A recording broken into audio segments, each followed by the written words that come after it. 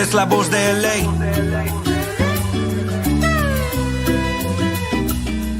It's like una galaxiana, come and kick it with us. I bring the bossa nova beats and talk the club that we love. Another year to adjust, and Will Kuntz we all trust. 6 titles in the cabin, tell a hater shut up. Mirar al horizonte con el cielo morado. Llegamos al estadio como siempre lo hago. Es la nueva temporada, ya cumplí 30 años. Rezándole a San Pequi que no dé al travesaño. Que repartan los balones y no sean tacaños. Que regrese el contraataque y que le hagamos daño. Un saludo para Robert, hermanos ecuatorianos. Que la táctica de Ananda nunca sean en vano. Si se trata de mi gala me levanto temprano. Ver el fur en verano, en el pasto tumbado. Siempre estoy a tu lado, en cualquier resultado. Vamos Galaxy, on top is where I gotta be. Chilling in the canopy, staging like a winery. Goals during rivalries, brew from the refinery. Only want the finer things, we letting you know. Lo que pasa en la galaxia, ready, let's start the show.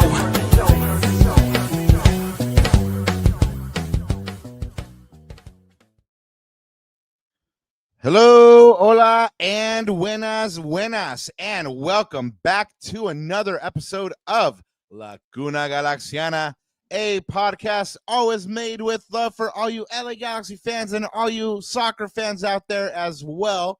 You know you have a home here too. Welcome to everybody. Thank you again.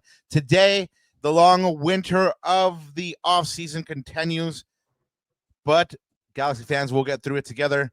We'll be going off the deep end today with our hottest takes, our most unhinged theories for the next year, and the predictions we think the Galaxy will see in 2026 in our way too early predictions for next season. We'll also get you caught up on MLS Cup playoffs and talk about a new league that could be threatening MLS. Plus, is ChatGPT the next coach to hit your team's coaching staff? All that and more coming up on Laguna Galaxiana tonight. And before we go any further, let me say hello and introduce myself. My name's Rob Alon. You can find my written work at the Sporting Tribune, and you can find me online at El Escudero de LA, just there on the screen. And of course, you can find my co-host as usual right next to me, like he is right now, El Papá de Natita, El Yerno Guapo, y el Gitano Perdido. What's up, pal? What's going on? It seems like, man, the off season is just dragging. It's dragging, but we're still here, man. We're doing our thing in the off season. I mean, look, LA sports is obviously on a high. We'll talk about that in a little bit as well. So, you know, sports stuff is still rolling in LA, but of course, in terms of the LA Galaxy, it is a long off season, very deja vu to 2023. But that gives us, I guess, more time to reflect, look forward, See where all went wrong. See where all went wrong, which we kind of already did. So we're gonna take All season. We're gonna take a little bit of a different angle today and look forward and ahead, and probably make complete fools of ourselves. Probably cancel ourselves from this little teeny network. So yeah, this should be fun for sure. We did the same thing in 2023 in that off season, and it was fun. And by the way, this is like super shout out to the back catalog, but go ahead and check that episode out, guys. And you can, I guess, I think it's the last 30 minutes of the episode. And at that time we didn't have YouTube yet. So it is on Spotify and Apple Music. And you could pretty much, or Apple Podcasts, I guess, and you can figure out there if Rob and I were wrong or not. And oh no, spoiler alert. Honestly, like our batting average wasn't not that bad, Rob, but listeners, go ahead and go back to that. That's like I think it was October or November of 23. Actually, no, it might have been December. Might have been December 6th or something like that. Check it out. It says way too early predictions for 2024 season. Super funny. That's when we were novices and didn't know what we're doing, and we still don't know what we're doing. 250 odd episodes later. Yeah, no. To whatever it is, and like really, we only exist because y'all let us exist. To be honest, yeah, we're still trying to figure it out and still trying to not get canceled. And shout out to the homie Rauli. What's up? Yeah, I mean, yes, hit the likes. Don't be a lame. Just like Rauli G says. Hit the likes, not the pipa. That's a Raji special as well. That's one of my favorites. Keep on subscribing to this humble little pod, y'all. We are on the march to 800 subscribers. If you are one of the 700 plus that has already subscribed to this podcast, we want to say thank you so much. If at any moment you see Ananda in the stadium, we always say that he'll take a shot with you. And so, yeah, if you're one of the subscribers and you come up to him and you can show him on your phone, like, hey, I'm subscribed to the show, he'll take a shot with you. I mean, honest to goodness, I mean, boy, it's Scout's honor. Anyway, thank you so much if you are. And Nanda always tells me, like, hey, you need to tell people about the stat about like 1/3 of y'all. Do this man a solid and subscribe, because he's always fretting about this 1/3 statistic.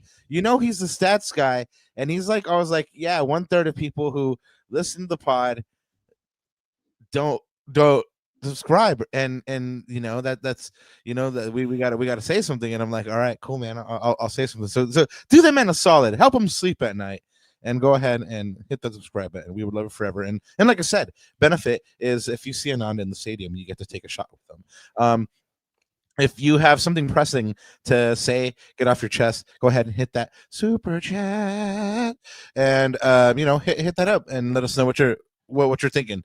Also, if you're watching on X and Instagram, thank you so much for doing so. Hit up that YouTube as well. And Ananda, I'm gonna be honest with you, man. I actually looked for our blue sky today and I could not find it. So oh God. Don't give me that excuse. Don't give me that excuse. I mean, I honestly did go and look for the blue sky today. I was like, you know what? Enough is enough. I can't be called out anymore on this whole blue sky thing. And then I went and looked for it and I couldn't find it. So I mean, the search continues. Will I ever verify that? And you know what our profile name is, guys, on Blue Sky? At Lacuna Galaxiana. I mean, it's like the most simplest tag ever. I don't know if we blocked you or what, but bro, investigative journalist, come on. This is as they say in Game of Thrones, shame. Yeah, no, shame. for real though. I mean, the search continues for Lacuna's Blue Sky handle and account. I'll report back and let you guys know what I find.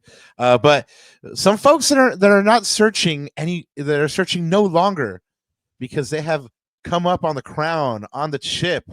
Congratulations to the Los Angeles Dodgers, who defeated the Blue Jays in Game 7. Man, this was a wacky series. I mean, I'd be willing to say I watched like 90% of the series. And Ananda, this is why people enjoy baseball, man. This damn series had it all. Heroics, good pitching, dramatics. I mean, honestly, like I was like, damn, we really could just do a podcast about this series. Like, this is one of the best series in baseball history, I think. Anybody that was privileged enough to just watch that 18-inning game, snaps, crazy. The fact that the Blue Jays were probably the better team, and the Dodgers were somehow willing or not willing, somehow able to pull it out, man. Just sheer will, experience, and championship pedigree, and congratulations to them, man. I think Kendrick said it best. They not like us. So yeah, I am not a baseball fan, and I watched like the last couple of games of this series. Like, it was pretty crazy, even for me as like a non-baseball fan whatsoever. Like, I literally do not follow baseball, and it was exciting to watch. I mean, just like the drama. Like, I was trying to explain to my wife from Spain, who doesn't understand anything about either like American sports, like football or baseball, etc. Yeah, it like, even she was like, oh, this is interesting, like, kind of thing. So no, man, super. I mean, look, back to back, I think, what was the stat, like the last team to do it was the Yankees, right? A few 25 years ago. Yep. So there you go. And that was a pretty historic team in their own right. But But yeah, man. I mean, parade was today, right? I'm sure there's a bunch of y'all listening. Probably took a day off, did a little skip day. I saw some of my primos out there at the parade. I saw some of y'all Galaxy Landias out there at the parade, man, doing y'all thing. I hope you had fun and you were safe. Yeah. And I guess before we go to the next little slide here, because Papa, you forgot to do our proper intros. Let me do it now before I forget, because this is like a tradition of the show, and I have to do it. Oh no, I messed up, man. Of course, you give me a yellow card. Porque claro, el tarjeta amarilla para ti. Y como siempre, antes de olvidarme, buenos días, tardes o noches, y bienvenidos a otro capítulo de La Cuna Galaxiana. It's the off season. By the way, guys, give a since we're grading today, we're going to do some player. We're going to be doing some player grades in the next couple shows. Grade. I did a little studio upgrade here, just a little. It's like Christmas season, like the Halloween lights have been on, and now the Christmas lights are going up. So I did a little remodeling there with some guy that you guys might know, number 23. That played for the LA Galaxy. Bex. So yeah. Bex. So there you go. Anyways, not to throw this show too much off a tangent. Well, yeah. Go ahead and stalk him, y'all. He'll enjoy it for sure. But yes, there is a reminder for you guys that the match you have been waiting for, the match to end all matches, the biggest, most consequential match in the Galaxy's history, LA Galaxy versus Club America, is happening on Saturday, November 15th. You guys, you need to be there. Of course, Diego Fagundes, who is in the graphic, is no longer on the roster. But that's neither here nor there. Definitely spend the $65 in the GA to go watch this match. Public service announcement. Anyway, and you sound so enthused. Anyways, moving on. Well, I'm just scared some of these cats, might get injured and stuff like that. Like, you know what? The Galaxy need to keep themselves fit in the offseason because their season starts pretty early next year with CCC. So, I mean, look, if anything, I guess Ricky's been okay. Like fact check me on this. Ricky's been ruled out, right? He's not coming back. He's been ruled out. Yeah, he's been ruled out. So if anything, I mean, for sure, we may not see one of the guys that's on that picture. It's super interesting, man. Off season, which we might talk about in our predictions. But yeah. Anyways, moving on. And yeah, just like Ananda said, the Galaxy season starts really, really early. So early, in fact, that they will not be taking part in their traditional tournament, which I believe it's in the fourth year this year. Since the Galaxy will be going through the CONCACAF Champions Cup draw on December 9th, that's probably when they'll determine their participation in the CVI. And really, it just depends on what the draw holds for the Galaxy. There's two windows. There's February 3rd through the 5th, and then there's the 17th through the 19th. If the Galaxy get the second window, the 17th through the 19th, obviously they can participate in the CVI. Ricky Puig can get some minutes under his legs and get a little bit more match fit. And Calamity, if it is that 3rd through 5th window, because his first meaningful minutes will be Champions Cup minutes. And anyway, he is Ricky Puig. He is a unicorn. But that's not something that you want to throw him into. Excuse me, guys. I didn't mean to clear my throat there, just like all rude like into the microphone. But I just got so worked up that our good friend, executive producer Herb, is saying hello and stopping by and hitting us up with a super chat. And thank you so much, XPH. He says, "Hey Rob, hey Nanda, you guys get an A+ for the season." Thank you so much. Always giving us our Galaxy fix in good times and bad times. My first episode was the one with El Presidente. Wow, we've had a nice journey together, XPH. Thank you for writing. Been listening religiously since Here's Too Many More. Cheers, man. Yeah, cheers, Uh, man. Thanks for listening. yeah, for sure. And for sure to all the Quineros that are chilling here with us. Ananda, this is normally a Galaxy centric pod, but we always do like to bring up things from the world of soccer and international soccer and stuff like that. So this one I had to bring to you. Like I love the Cheeseman, and like this isn't like Cheeseman per se, but it is news and it is worthy to talk about, I think, anyway. But let me know if you've heard anything about this, or chat if you heard about this. Let me know, because this is gonna probably start becoming more of a thing. But the graphic here that Ananda has up is Seattle Reigns. Laura Harvey says ChatGPT inspired NWSL tactics. Quote, it said play a back five, so I did. So if you're not on game, Seattle Reign head coach Laura Harvey, she was on a podcast recently, and she admitted using ChatGPT to help determine her team's tactics in the league this past season. And so she used ChatGPT to kind of get suggestions on formations or game plans to beat specific opponents, and obviously that helped the Reigns' performance this year. And on that podcast, Soccerish, she says that she asked it specific things like, what is Seattle Reigns' identity, and what formation should you play to beat NWSL teams. She said that for two specific opponents, ChatGPT suggested playing a back five, which she wasn't familiar with. And so her and her staff researched the back five and how they can implement it.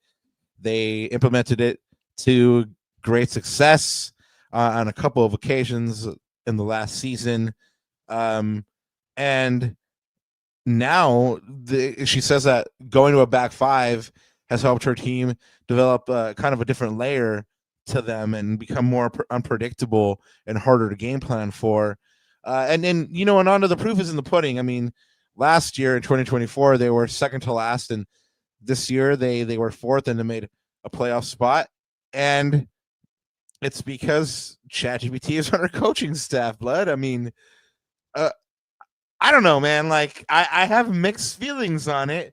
But I'd love to hear your thoughts. First off, like there's already been chatter about this.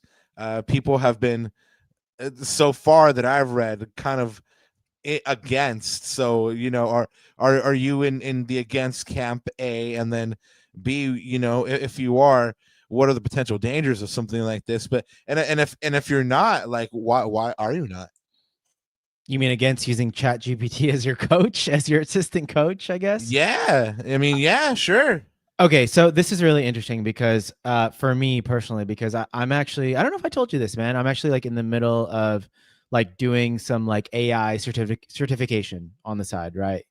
And one of the things that you learn in that course is obviously like using AI, because AI is not just ChatGPT. AI is like a lot of different things. But using it in a very there's a lot of different AIs. Right, like using it in a responsible way, right? And it's not necessarily one of the themes that they teach you is like it's not about using it as a substitute, but it's using it as I forgot what the term is, but basically to augment, right, or to enhance. So, I mean, as long as this tool doesn't replace like headcount or like basically replace the whole human like coaching staff, like, look, she shouldn't have admitted it. Number one, I like that. That's like, dude, like just keep your cards close to your vest, man. Yeah. Like seriously, I think that's her mess up right there. I think that's like, she needs more PR training. Maybe from the Galaxy Comms team. Shout out Galaxy Comms. I'm sure you guys do a great job. Yeah, I mean, let's be honest. We've all outsourced a little work to some agentic AI out there. She needs to learn a little bit more PR. She's a little better PR training, but I mean, look, I am not fully against it because at the end of the day, like I said, it's AI is basically a tool to augment or help. But at the end of the day, like you have to use human discretion. You have to filter through because there's still a lot of AI slop, like in whatever application that you use it against. So I mean, look, number one is like if you use it, just don't admit it. But number two, it's like I'm not gonna hate as long as you produce whatever you need to produce, right? And as long as it's not like a complete substitution for like human critical thinking and decision making. Because at the end of the day, like there's some things like AI is very one of the things I was reading was like AI is very oh, what's the word? Like it doesn't like there's no like emotional there's no emotional part of the decision. Like AI takes no prisoners. Like it will spit out the most optimal result, even if there's like unintended consequences, right? So at the end of the day, human interaction has to take part. And so I'm not fully against it, to be honest with you, man. That may be an unpopular opinion, but like I said, like as long as it doesn't completely replace, like I mean, we're probably all gonna get Rob. We are gonna get replaced by hologram AIs of us in like a few years. Like you know what I mean? So Not of us, man. If they're investing in holograms, you can be sure they're upgrading on yeah. my Wait. hologram. So am I completely off base by saying that, or are you in like where are you on this? You know, I'm kind of two minds here, man, because I see the cons. Let's start with the cons, right? Obviously, using AI for anything is, and again, I know all of us have used AI or ChatGPT or Claude or whatever to do whatever, but you know, it is a drain on resources on the planet's resources. You know, it is an impact to the environment, right? So, you know, to the point that we don't have to use ChatGPT to coach a team because it's not necessary to do so. That's kind of like the con there for me.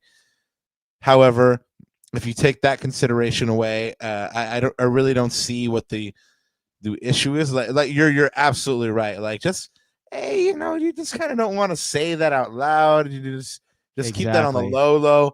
But I've heard coaches out there. I think there's what's his Will something Will Still, I believe, who is a manager. Ananda, please fact check me on this as I'm speaking on this cat. His name is Will Still, and I believe he rose to prominence because he took what he learned from Football Manager, the popular computer simulation game, to basically like inform himself on how to be a coach. And he like that was his school was Football Manager, and he rose from, you know, coaching a just say like a small team to Well, I think he's coaching like Southampton. Is that right? Does that sound right? I thought he was in France, but I Okay. could be wrong. Well, he just got sacked. If you're Will Still is the guy, Southampton manager who just got sacked. Oh, So poor Will. if that's the case, ChatGPT got him sacked. So there. Yeah. Well, it wasn't ChatGPT before. It was Football Manager. Right. But you know, I would imagine if he's at Southampton now, he has, you know, an Well, analytic not department. anymore. Yeah, and then also, Ooh. just to answer your question, Raulji, he says he asks, isn't ChatGPT just analytics or based on analytics? ChatGPT is like a form of it's called generative AI, and what it does is like you put in it's like prompt based, so you put in a prompt, and it generates text, images, you know, so it's like prompt based, but that's what it is. It's not just analytics.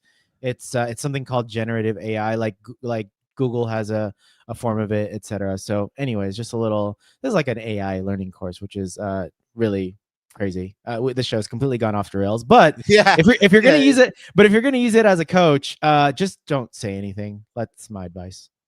Yeah, no, it definitely has gone off the rails, but no, that's kind of why this community's fun, man, because like, yeah, it's we talk a lot about Galaxy soccer and stuff like that, but as well, like, hey, man, these are important topics, man, because like you said, like it's a we're gonna threat. get we're gonna get replaced. I mean, coaches out there might get replaced as well.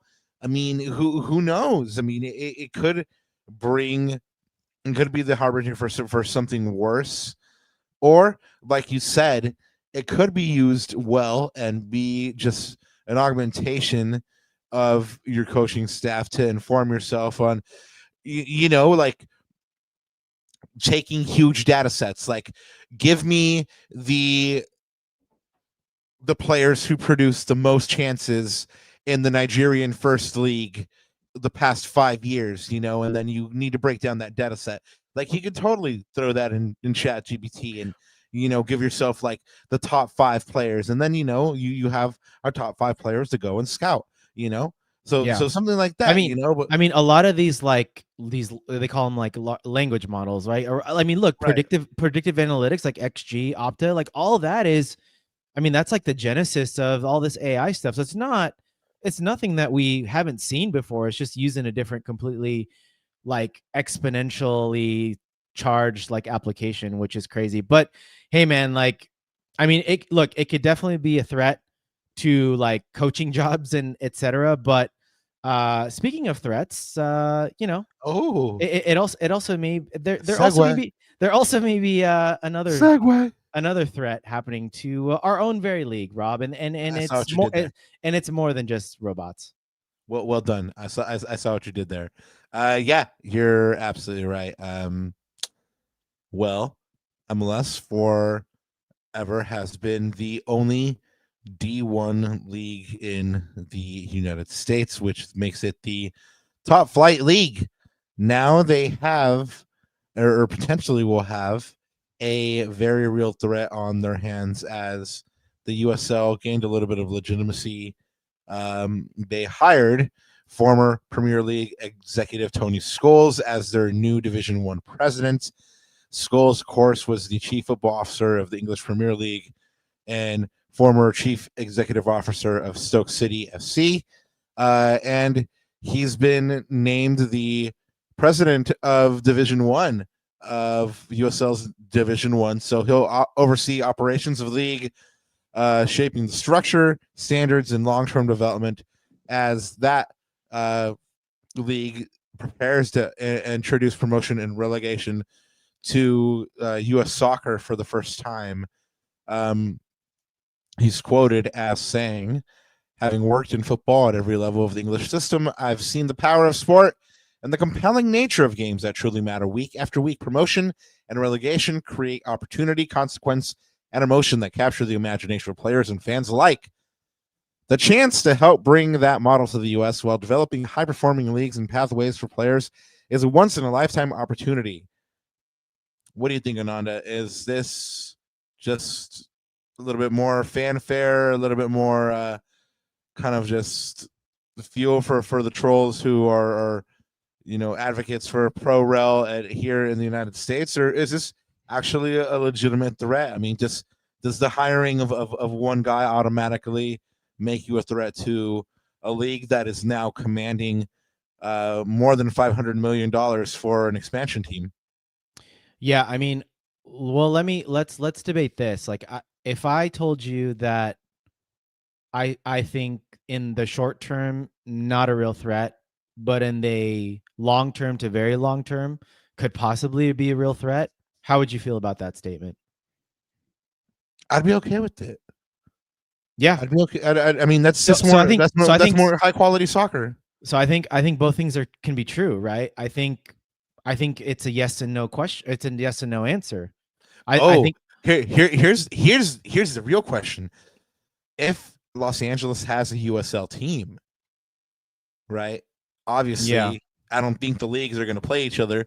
Would you start supporting the USL team in Los Angeles? So, or I mean, because they aren't playing each other, so they're not rivals. Yeah. Well, so I guess at the end of the day, it's like, okay, let me put it this way, and this is like a real example now. if the team in LA was the, I don't know, like Ontario Waves, because it's in my backyard, I probably would be, Rob. But if it's like, I don't know, the Glendale Thorns, like, or Ukaipa, whatever, like, I wouldn't be. So it goes. Ukaipa, blood. Hey, damn. bro, I got to shout out. I got to shout out the Ukaipa represent. Thank you for listening. You know what I'm saying? Like, I mean, I could have said Apple Valley, Lancaster, whatever, man. Like, but you know what I mean? Well, you guys have your own team now, AV Altas, right? Shout out AV Alta. Yeah. So, but that's, I think that speaks to one facet of this, which is like the localization of it, right? Because for me, like, one of the reasons why I enjoy LA Galaxy soccer is because I can experience local soccer.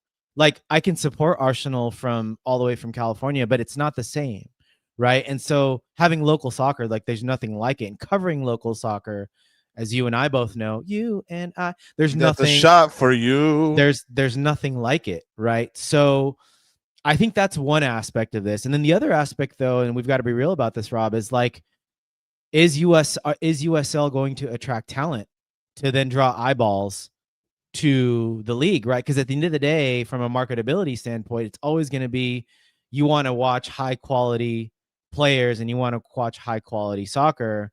And so are you going to get that just organically through a pro rel system, or are you going to need star power, right? And so MLS is always banked on that. Well, you're going to need investment, right? 100%. And I think that's what these kind of announcements are designed to do, is to generate buzz around the league and what they're doing, because your sales team, it needs, some buzz to be able to pitch to investors, right? So I think that's kind of the point of all these things, man. And you have to have money to bring in talent.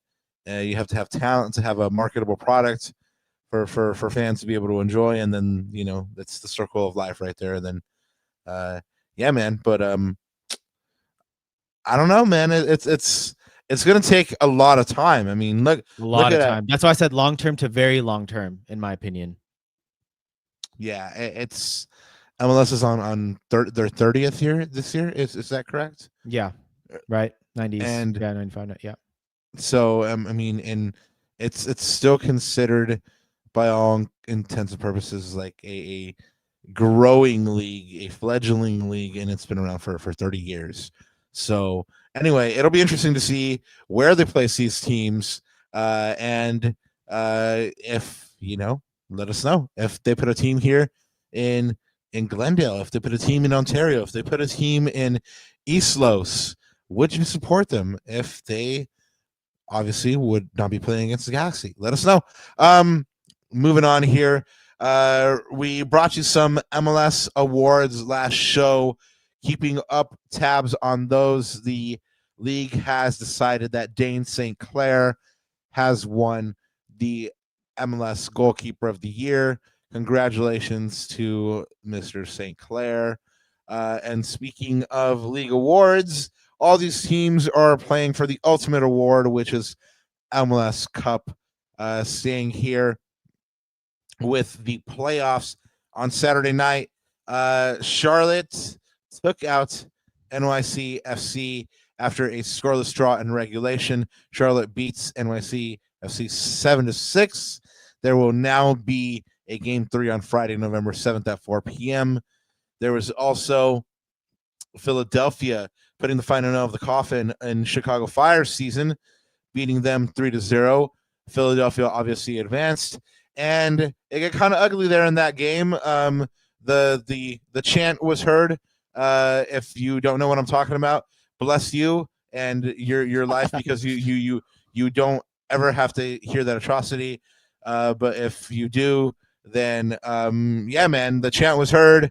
And Greg Berhalter himself had to go out there and try to talk to people and tell them to calm down. Like, hey, man, we want to finish this game. And he went into the sports section to kind of get them to calm down. And yeah, man, those rascally rabbits were making it very, very hard. In the end, they got what they deserved, and their team was eliminated. So that's another one bites the dust. Nashville making things interesting there for the team that would be kings, basically. Nashville beats in Miami 2-1. Surridge gets the first one. This cat was third in the Golden Boot race, and just a handful for that old back line. Now game 3 is Saturday, November 8th at 5 p.m. at Chase Stadium. And this one is one that I'm going to be keeping my eye on, Ananda, because I made a bold prediction at the start of the playoffs in which I did not think that San Diego would get through. Well, Portland has forced the issue after having this game be tied up 2-2. They beat San Diego 3-2 in penalties. They force a game 3. Gage Guerra forces the issue with a 98th minute goal, assisted by the goal puppy, Ariel Lassiter. If you know, you know, to force penalties. And then Portland goes on to win in penalties. Game 3 is Sunday, November 9th at 6 p.m.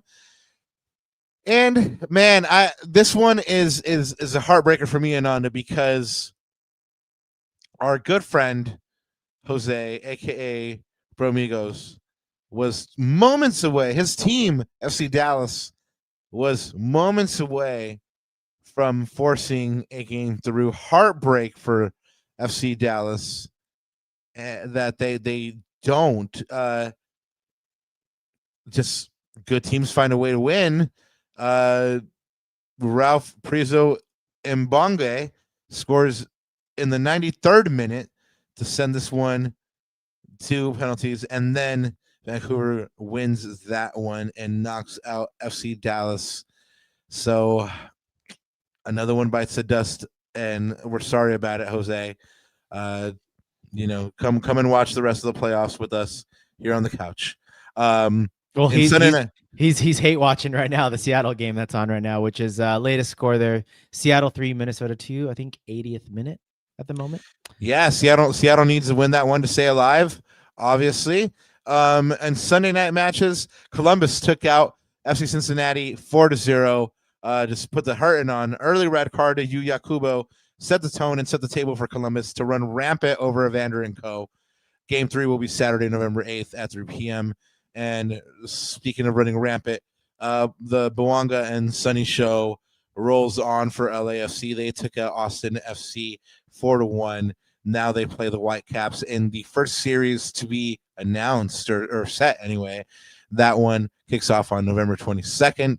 And like we mentioned, Seattle, Minnesota happening right now, which is probably a banger. So you probably want to go ahead and turn that on while you're listening to this. That's wild. 19 days till the next round. By the way, that's going to be a banger of a series. I'm definitely going to be watching. Remember how long there was last year? Oh my God. Yeah, that's right. Between that and the Minnesota game, if I recall correctly. By the way, I just watched highlights of that Minnesota game, just doing like a little bit of research. Holy God, were we good last year in the playoffs. But anyways, that's a time that feels like 20 years ago now. So anyways. XPH says Ariel Lassiter still around. Yeah, man. Yep. He set up that assist, baby. That's that goal puppy, man. You don't know about him. You should know. I know XPH knows, man. Goal puppy's still around and setting the table for game tying goals, and that team goes on to win. So good on them. Yeah, definitely gonna hate watch the LAFC Vancouver one though. That one actually goes, because I did a video on Goals TV with Jose about this, and I thought that Thomas Muller would make the bigger impact. And I said, look, this debate will be settled when they meet in the playoffs. Surely they are. I even said it probably on Soccer 62. So it should be a banger of a series. Oh yeah, that series is gonna be great, man. I mean, for me, and I've said this a bunch of times, man. Like I'm just a fan of really good soccer, and this one we're gonna see should be soccer. Yep. Yeah, this one should be some high quality attacking soccer on both sides, and hopefully both sides go ahead and play to the best of their abilities. But and hopefully Vancouver wins. Yeah, I mean, hey, I'm not going to say anything. I mean, I don't ethically. I am. I should not, because I read on matches. But anyway, if you know, that's all I'm going to say. Again, but if then you should know to subscribe to this podcast. It seems like a good time to remind you guys, because we're about to get into our way early predictions for 2026. And before we do, you know where to find us on all the socials, at Lacuna Galaxiana on YouTube, at Lacuna Galaxiana. Hit the subscribe button. This is your official call to action.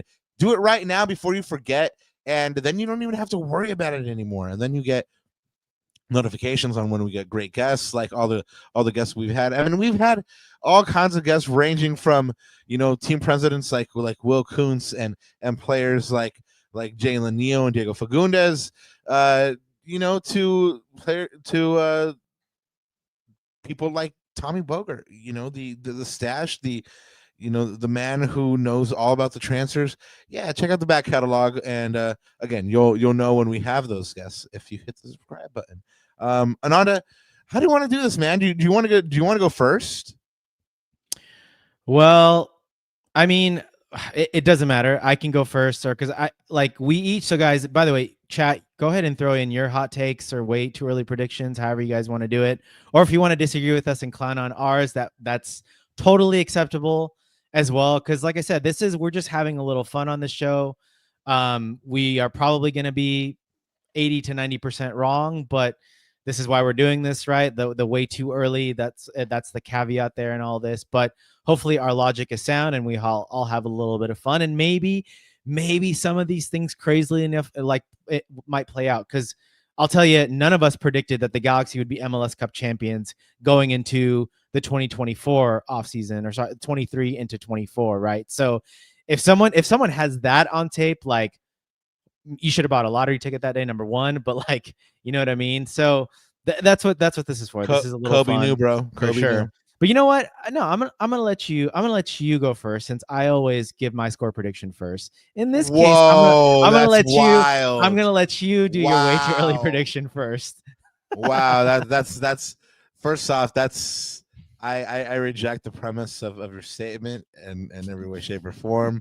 That's wildly inaccurate. But anyway, I'm gonna push on and fine, go first. Do you want? Because we might have some similar ones. Do you want like damn, that's that's a big hot take, or do you want me to start it off slow? Go from like medium, and we'll start with mild, then we'll go to medium, and then hot, spicy, and then Cajun spicy. Okay, so if we're just starting off with a little bit of heat, based on everything that, and I'm going to contradict myself from the past. I think it was last show or the show before that. Go ahead. Where I said that the Galaxy had, well, I mean, officially right now they have 2/3 of their strike core, right? We spoke about that on the last show. Basically the prediction is the way too early prediction is that Mateus Nascimento does not come back and Christian Ramirez actually stays. Isn't he staying? Yeah, but isn't he staying already? Well, right? on paper, right? Okay, and, got it. I see. I see where you're going with this. Yeah. On paper, right? So I believe it was Josh that asked Will Kuntz, just kind of like, hey, so is it going to be on the roster? Well, is it going to be on the team? On the opening day of the season? And Will was like, well, he's on the roster right now. Yeah, he's on the roster, right? And then obviously Greg's comments about the strikers and saying that he wasn't satisfied with having 3 number 9s who only combined for 7 goals. God, that's bad. But the thing is that with the Ricky Puig, and I called this I've said this many times on the pod as well, that I had to eat crow on my earlier prediction when the Galaxy signed Christian Ramirez at the beginning of the year at the CVI. I remember being there, sitting there, and somebody was kind of like calling me out on saying that I thought he was going to be a good signing, and of course I said in the tweet that I thought he would be a good signing because I thought that Ricky Puig was going to come back, and I believe the tweet said something about like when Ricky Puig comes back, this man is going to eat, right? Unfortunately, we never got to see that, right? And so I was looking at the numbers. Nascimento actually made more than Christian Ramirez. If it's not by much. However, now that Miguel Berry's not on the roster, you're going to need that different option or that different look and that veteran presence. And so yeah, I think Christian Ramirez actually stays. He's not going to be the starter, but he's going to kind of take on that Miguel Berry role that every now and again you get a start from him because your starting striker, that whoever they brought in is momentarily injured or he's on international duty, hopefully.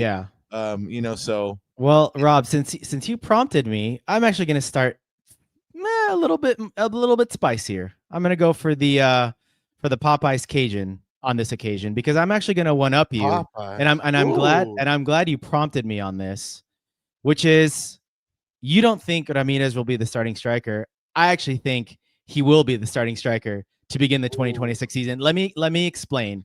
So I had a real think about this, and you're absolutely right. I think he's going to stay. And God, let me just start with this. I hope I'm completely, absolutely wrong on this, but let me explain my thought process. So you said it and you broke it on this show last time, which is Greg, this was his quote directly. He wants a striker that can score between 15 to 20 goals and can be able to not only get in the right spots, but can finish, like do both, right? And he said, right now we have guys that can do one or the other, but not necessarily both. Nah, it was even more than that. He said like the striker has to have like this obsession with scoring. Well, I was gonna build on that, yeah, because there's a mentality piece to this, right? Which Dejan had, right? There was a hunger, there's just like a thirst to like keep banging in goals, right? Again, that wasn't the direct quote, but that was the intent. So Rob, if you think about that as the premise for what Greg wants, and let's push the stuff aside for a second about which is a salient point in all this, which is like the thing that you mentioned about Will and Greg just seeming to maybe the first time we're kind of seeing them butt heads a little bit, right? And to see what they want and how they want to build this roster out. But the reality is the Galaxy need a starting striker quickly to bed in with this team because they're under a lot of pressure. It's like, from game one. But the reality is if you look at all the mechanisms for them to get a striker that Greg wants that can score you between 15 to 20 goals, that can be able to get in the right spots and finish, like it's going to be difficult to do that deal. Think about it, right? Your signing mechanism now is only limited to you have no DP spots. So your only signing mechanism at this point is TAM level money. So you've got only that mechanism to sign a 15 to 20 goal a year striker, right? If I look at the free agent list right now, and if you want to go that route, it's not overly convincing. I mean, there's a couple names in there like Christian Benteke, Vrioni, Ure, Musovski, he's having a killer year with Seattle. He's probably going to re-sign with them. And they're all very similar strikers to Christian Ramirez, which is like, strong, powerful strikers, but with less mobility, good in the air, right? If I think about a guy like Benteke, for example. So you're not getting that much of a difference. You need a different profile in that number 9. Now, I will say this. I will caveat that with there are a couple names on that list, particularly Josef Martinez and Paul Rothrock, that are kind of interesting, but we have to wait to see what happens with their team options because we just don't know that yet. And go ahead. I was going to finish here real quick. So you look at the free agent route, totally unconvincing for me in terms of strikers. Outside of MLS, well, the problem this year is that the World Cup is going to make things really interesting because if you want international type players or players that are top quality enough to make their international rosters, well, you know what? They're probably unlikely to leave in a transfer window just 6 months before the World Cup to make their national teams. So that limits your player pool even that much. So it kind of like limits players that are outside of the national team pool. I could be wrong, but there could be a few exceptions, but in general, right, as a general rule. So otherwise those kinds of signings have to be made after the World Cup, which to me, that's a little late. And then let's look at our plan B. You bring back Nascimento, but again, like we've talked about the butting heads, and look, the Galaxy FO want a loan, but looking at what happened last year, like the negotiations are probably going to drag on in that particular case, right? We're in a nip and tuck, and we're not going to get our starting striker before the end of the year. So I look at all those things. It's just a really hard deal to do, man. And even if we identify that player, to me, those negotiations might drag on for a little while. And if we have to play first week of December, Christian Ramirez might be our only option, bro, because we haven't brought in our striker. Again, I hope I'm completely wrong, but I look at all those different factors, and Will Kuntz has really got to pull out a diamond in the rough to find that starting striker that they can both agree on. You mean first week in February, yeah? First week of February. Sorry, I don't know what I think I said December. Well, yeah, no, I mean, if we're trying to keep it a buck, and we're looking at just the words on the screen, Ramirez starting striker to begin the 2026 season. Yeah, unfortunately, that's probably most likely right. However, I don't think that's going to be true to end the season. I don't think that's going to be. I hope not. No, I don't think that's going to be true to end the season. I mean, like I mentioned, Ramirez is going to have his place and time in the roster. He's going to be one of those players that Greg relies on in the locker room for leadership, all those kinds of things, right? And he's going to get his games like I mentioned. However, based on everything that Greg says, he wants a 9, man. He wants a 9 bad. Like I've been covering the team now for about 5 or 6 years. I've never seen Greg like this, man. He knows specifically what he wants. It's always, we ask him, what do you think can improve this team? And he gives us generalities and but no, he knows exactly what he wants. It's this first time I've seen Greg. Problem is he might not get it until the second transfer window. By that time, it's probably going to be too late, because this year, because of the scheduling of the World Cup, like there's going to be less than 10 games to bet in a new striker, right? So at that point, you're right, Christian Ramirez won't be the starting striker anymore, but at that point, it might be too late. And this is what I'm worried about coming to the season. So it's a huge offseason, man, for that number 9 position. No joke. Yeah, no, you're absolutely right. But you know what? Like we saw Will Kuntz and his team do big things in the first year, right? And his second year, his players took a little bit while to bet in, but now we're starting to see the fruits of Elijah Winder, and I believe they're going to be good players for the Galaxy. So I think they're going to go ahead and find that player that the Galaxy need. They were able to find Paintsville. They were able to find Peck. They were able to find these not diamond in the roughs, but players that were attainable, for what the Galaxy had at the moment. The Galaxy are not going to have those resources, but I believe that they're going to be able to find players that are attainable for what the resources that they have, and be able to bring those in. I mean, you've talked up Ravi a couple different times. This is tailor-made Ravi territory, right? Identify a couple of players that based on skill set. And I mean, U22's got to be the way to go, but they've got to recruit a little bit better than Nasi if they weren't convinced by Nasi, right? And the negotiation for bringing that player in can't drag on like it did with Nasi in 24 because he started late. So, well, anyway, that was one of my hot takes too. Is that the Galaxy will absolutely get their number 9. Like I based on what Greg said again, just he was so certain that I don't see Nascimento coming back, and like I mentioned, Christian Ramirez being the backup.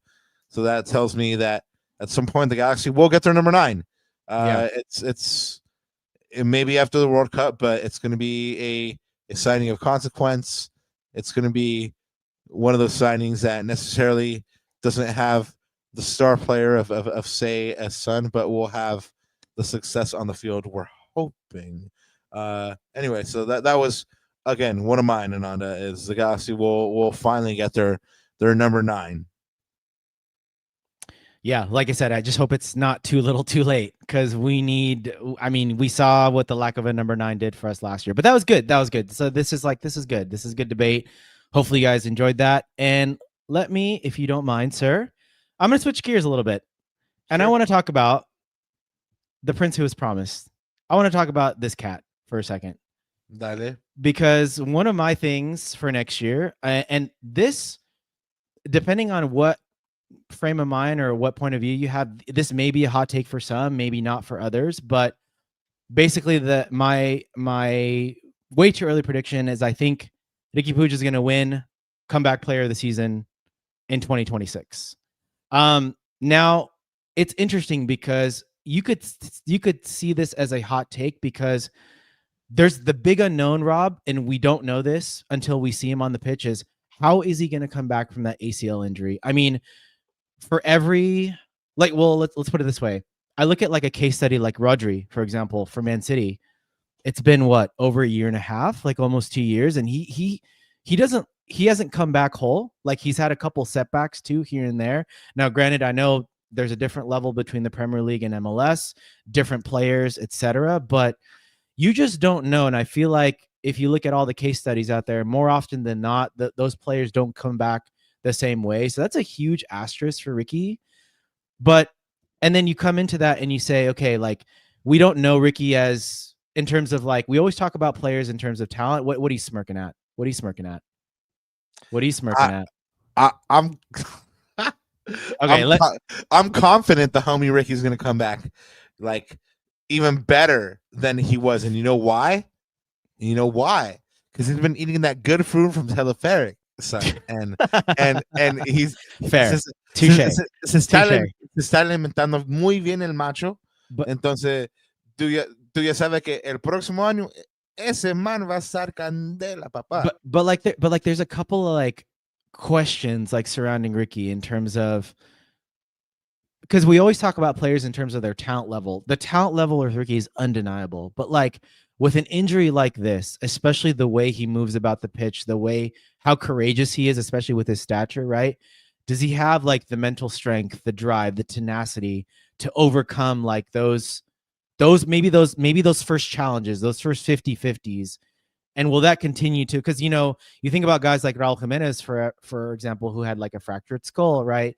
Like some of these players that have serious injuries, like it takes a toll on you mentally, and you just don't know. Like we've seen, like Ricky is a very fiery guy, but it's a question mark, right? It's something that we have to see prove out. And then also, like, what's his motivation going to be coming into this year? Like, does he want to come in saying that and prove to everyone that 2024 wasn't just a blip? Ricky revenge tour. I mean, I hope so. But right, remember there was like a few little chirps out there, maybe even in 2024, that eventually he wants to come back to Europe. So we don't know what his motivation is, his level is in particular. But what I do know, here's what I do know, Rob, and I'm gonna go back to what you said earlier, which is what we do know about Ricky is when people call him out, he loves to prove him wrong. He loves the challenge. He loves the chisme. So that's why I'm saying this. I'm putting my stock in Ricky just based on that factor alone, because he loves proving people wrong. And like I said, if not win, at least be a finalist. Because remember, like, this kind of depends on team records as well. Like Cincinnati finished second in the East this year, and Hoagland won the comeback player of the year. So some of this has to do with in terms of winning the award, like team record. But I think I'm going to put my stock on Ricky that he's going to come back this year and put himself in the running. Oh, well, okay.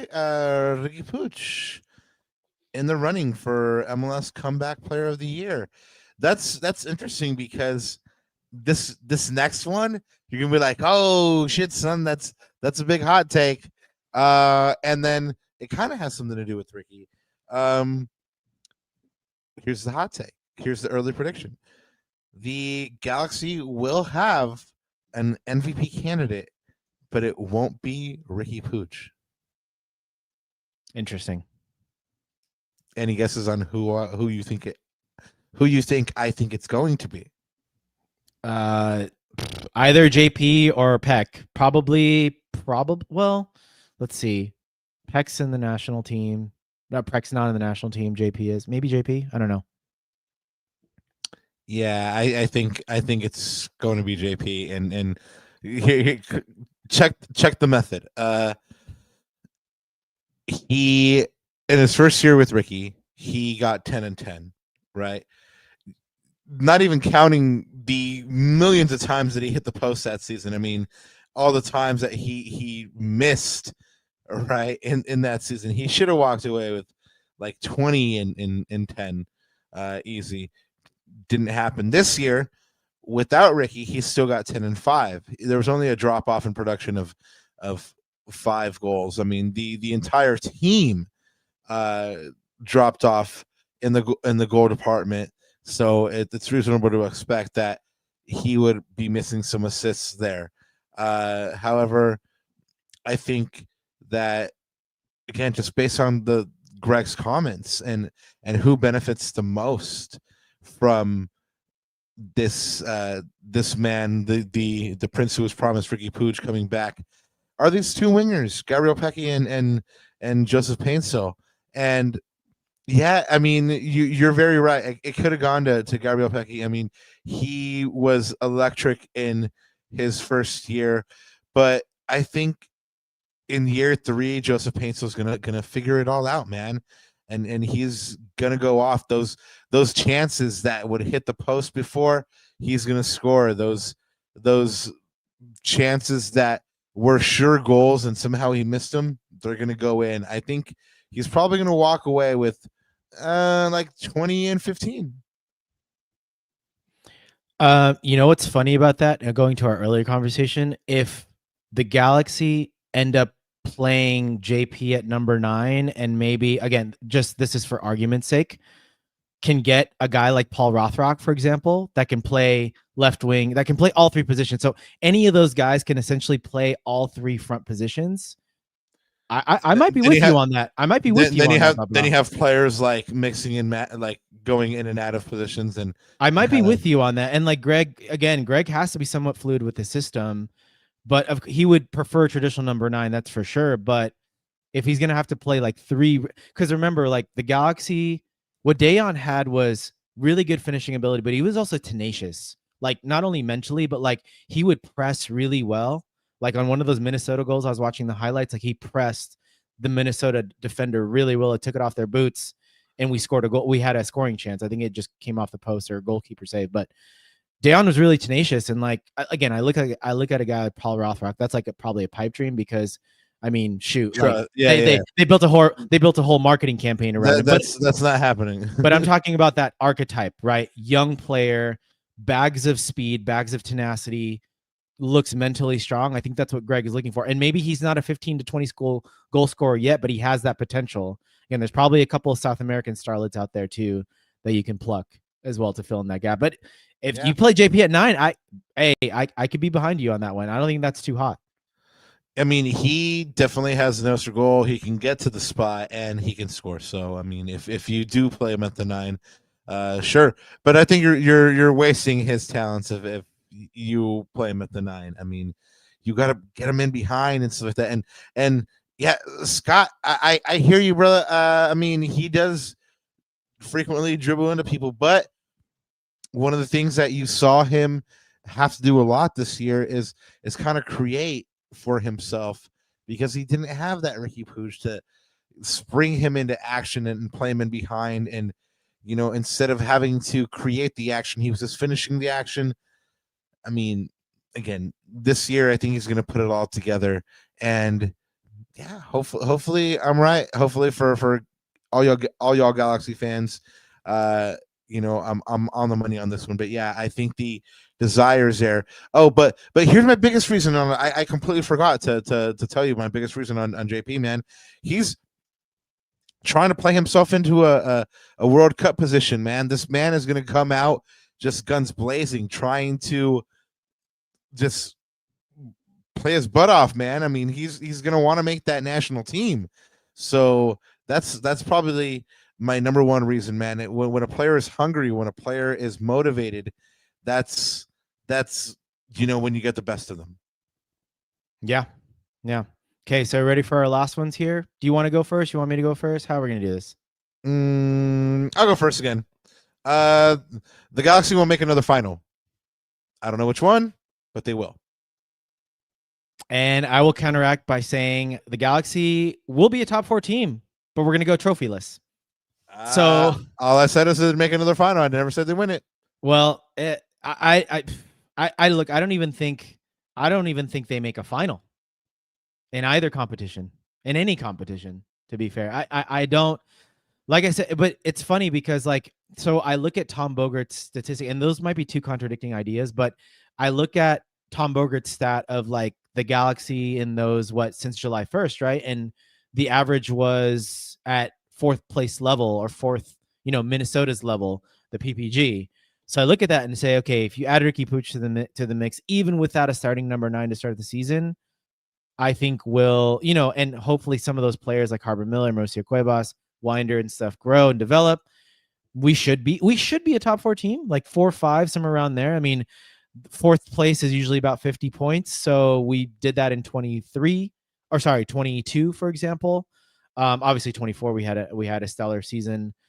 So, but yeah, I look, you said they'll make a final, but you didn't say they were going to win a trophy. I think I'm saying the same thing. But all I'm just saying is we're going to have a better regular season overall. Yeah, I think, we're pretty much saying the same thing. But yeah, I mean, it would be fantastic to see them take the U.S. Open Cup seriously this year. And that's another avenue to the Champions Cup, Papa. Yeah. I mean, no, that's right. Especially without Leagues Cup. No, you're right. You're absolutely right. The only thing is I just don't know in cup games or cup competitions are so difficult because it's so matchup dependent, right, Rob? Now, granted, we're not going to face Liga MX's opposition necessarily, obviously, in the U.S. Open Cup, but the U.S. Open Cup, that's the beauty of the cup. Anything can happen, and matchups do matter. And so at that point, the question will just be, do the Galaxy have any momentum going into the semifinal and the final? Will those players that we talked about, can they start being X factors now for this team? Can they now start making an impact for their team? We don't know yet, which is why I think, we might make deep cup runs, but at this point, I'm going to say we're going to go trophyless. But the Galaxy are going to be a pretty good team next year. I feel like because of the continuity, a year under Greg with this nucleus, I think they should develop. I think they should kick on from that, from my opinion. So I think their league form will be okay, in my opinion. Yeah, I think if they do get a trophy, it'll be in one of the cups, like the Champions Cup or the U.S. Open Cup. Probably more accurately, just the U.S. Open Cup is probably their strongest chance. But yeah, I mean those are way too early predictions for 2026, y'all. I mean, we didn't have too many crazy hot takes, I don't think. I mean, but I was gonna build on that, Ricky. I had a couple of side ones, but anyways, I definitely want to give a shout out to chat. I saw a few ones in there, so let me get these out of the way, Rob, and give chat their love. So XPH says, my hot take: Galaxy out of CONCACAF Champions early, off to a rough start in the regular season. Fans call for Vanny's head in the summer. That was actually one of my things. I think Vanny is, even with a tough start, I think he's going to last through the year. I think if a change will happen, and I'm going to say this, a change either in the coaching staff or the front office, I think it's going to happen in the 26 off season, heading into 27. Interesting. Okay. Yeah. What else you got? Well, I was gonna one up to say Ricky wins comeback player of the year, and it be his last year with the LA Galaxy. That was gonna be my super hot one. Because his contract runs out in 27. I looked that up, and so look, I think Ricky's had a good stint here. I think this is gonna be the closing curtains. I don't think he's gonna stay beyond his contract, in my opinion. And I think at that point, Rob, you think about the 3 DPs. JP's contract ends in 27. Ricky's in 27. Gabriel Peck in 28. So if you're gonna make a major move, it's probably gonna be either in this offseason and the offseason of 27, which means this is probably gonna be a 2-year window with this group max. Could be just only 12 months, right? So there you go. So yeah, I was gonna one up my Ricky one with that, but again, of course, for Galaxy fans, I hope it doesn't play out that way. But look, man, I know how especially for Spanish folks, like I know how much home means to them, like especially people from Catalonia, people from their own region, Galicia, whatever, like they love home. And I mean, look, I wouldn't bet against Ricky trying to go back and play in Europe during the prime years of his career. So that's one for me. And this last one for me, Rob, that's gonna make me sad, but I just don't think Diego's gonna come back next year. I really don't. I can't see another team not paying more money than what the Galaxy are able to offer him. And I think he's just worth more. And like, and you know how this front office works, man. It's like, we want to do right by our players. We want to make sure that they have what they need to make sure they're good financially and good with their families and all that stuff. Like we want to do right by them. And I just think like there's going to be a team that's going to be willing to pay what Diego's worth out there, which I don't know what that is. I'm not sure it's 1.3 million, but I'm also sure that it's not like 500,000 or 600,000. Right. So yeah, that one makes me sad, but I just don't see a way for him back unless like he's willing to take a massive pay cut, which I don't think that's going to happen. Yeah, I don't think it's going to be a massive pay cut. Maybe the offer of a multi-year contract might be something, but yeah, I don't think you're too far off base. I think the other one that has been mentioned on this podcast a couple of times by our friend Peyton from Talking Galaxy. Shout out to him, Peyton.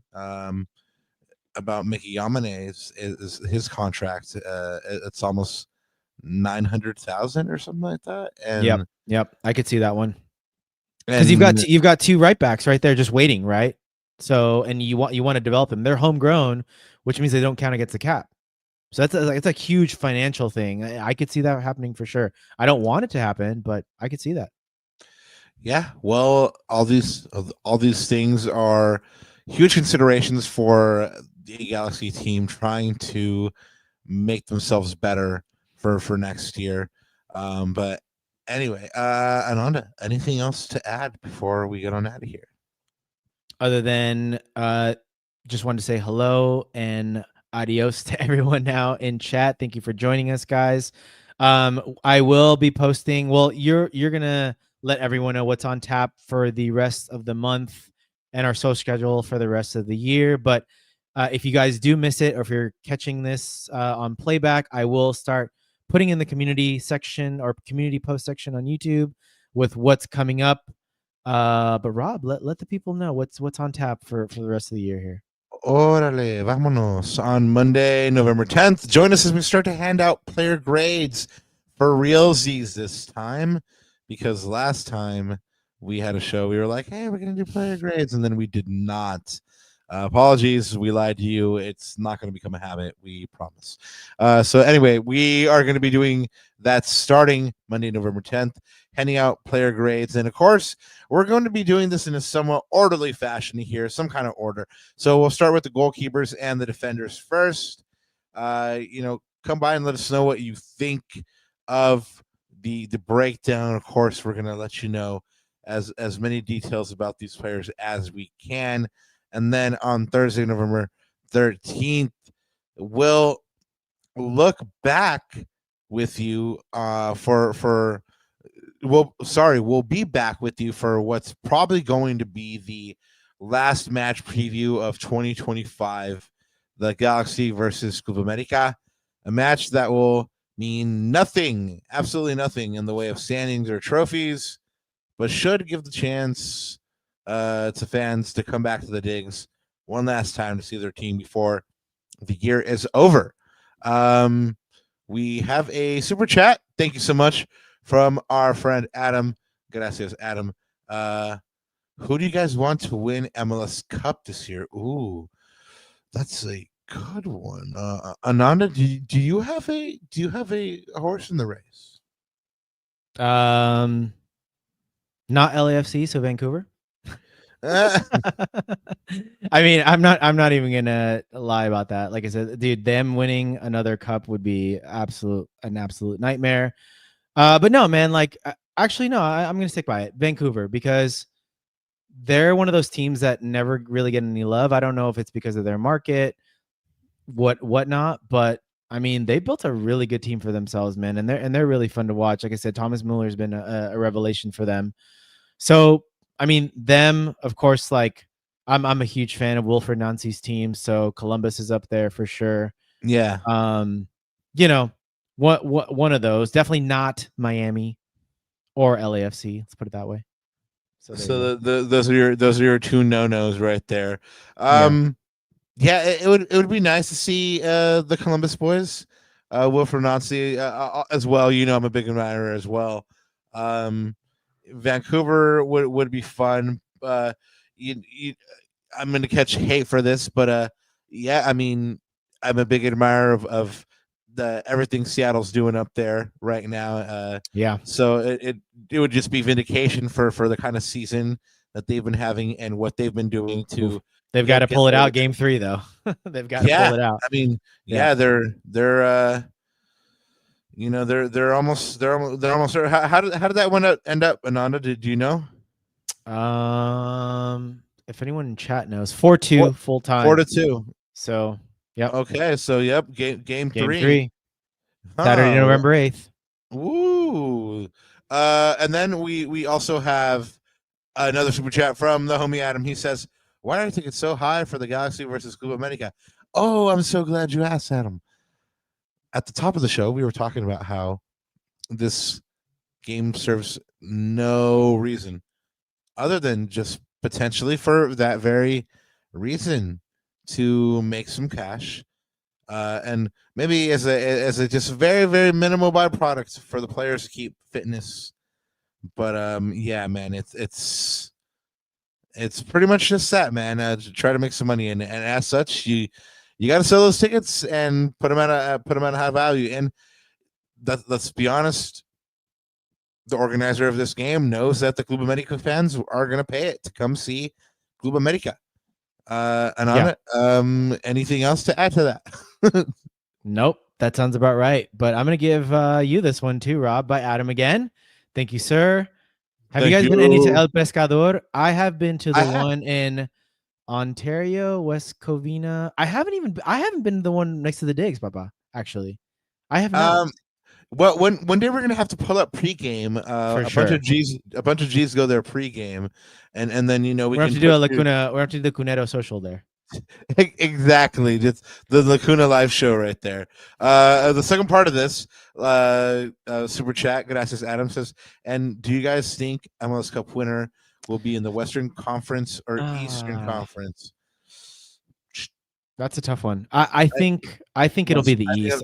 I think it'll be. Oh, I think it'll be the Western Conference. I think whoever gets out of that LAFC Vancouver series is probably going to go on and represent the West. I agree. That I definitely agree. Yep. And then Rob's a huge Dodgers supporter. I don't actually watch baseball, but I did watch the last few games of this World Series, like I said at the top of the show. But I'm not. Sorry guys, I don't understand the game. So maybe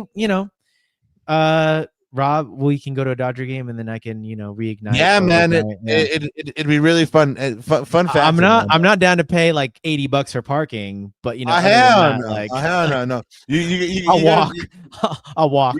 You got to do it right. You got to park around. You got to park down around the corner or like up top in the houses and walk down. But as you're walking down, that's when you're drinking some tall cans and getting game ready and stuff like that.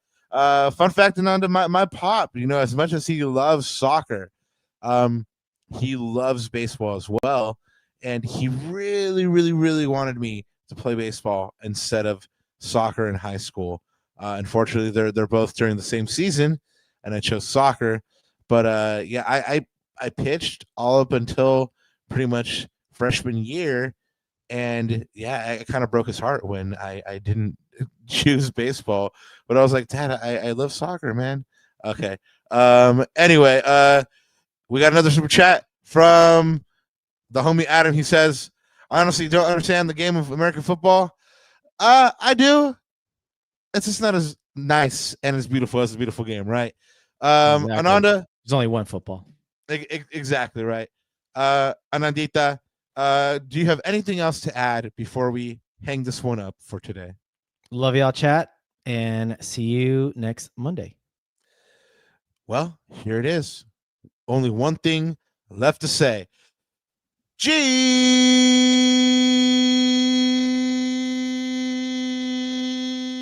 up. Whee! On to 2026. If I can press the button. Yeah.